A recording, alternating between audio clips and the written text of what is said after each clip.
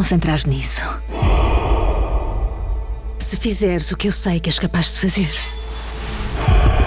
tu vais tornar-te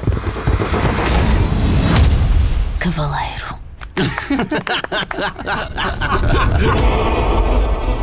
O velho mundo está cada vez mais fraco.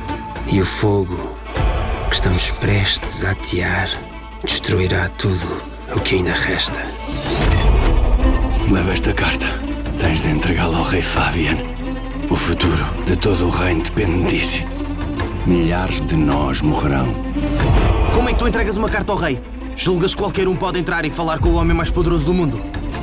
Estamos os dois nisto. Eu levo a carta, tu levas o cavalo. Ela não é um doce.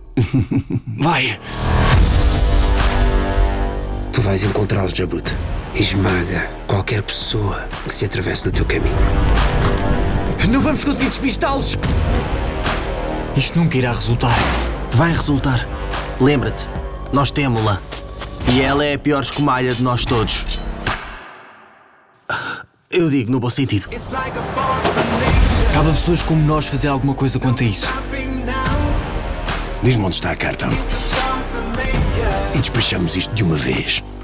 Há alguém nestes 3 reinos que não te queira ver morto? Desde que te vi, senti o poder em ti. Que poderes é que este camarãozinho tem?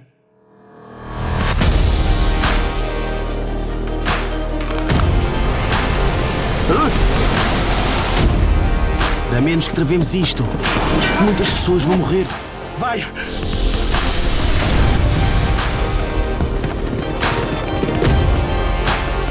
Não me interessa quantos são. Eu vou entregar esta carta. Ou vamos todos morrer a tentar.